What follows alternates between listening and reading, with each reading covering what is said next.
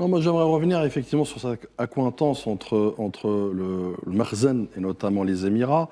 D'abord, je reviens sur l'actualité chaude actuellement, notamment sur le Conseil de paix, où il y a cette déclaration, je dirais, irresponsable de la part de Bourita, pour ne pas le citer autrement, restons corrects, c'est le Ramadan, et dans lequel, effectivement, dans cet aplaventrisme géopolitique, mais surtout aussi aveuglément sécuritaire, propose ses services notamment pour aller à Gaza. Sauf que, faut-il rappeler que le Maroc n'est-il pas justement celui qui a trahi à maintes reprises des causes justes, notamment du monde arabe? Donc je pense qu'il n'en est pas à sa dernière trahison aujourd'hui.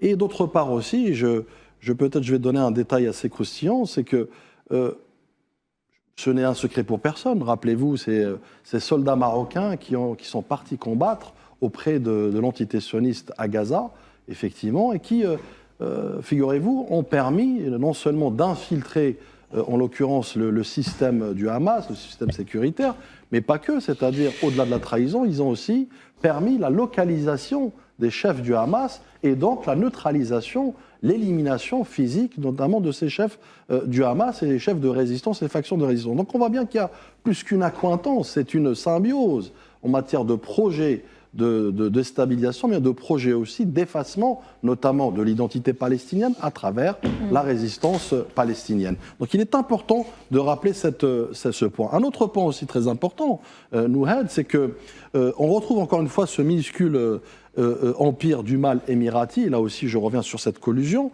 dans, figurez-vous, l'acheminement notamment des femmes de ménage marocaines vers Tel Aviv est assuré par justement ces canaux de transport émirati. Et ce qui fait qu'aujourd'hui, malheureusement je dis bien, la moitié des domestiques travaillant à Tel Aviv, donc dans les territoires occupés, sont d'origine marocaine.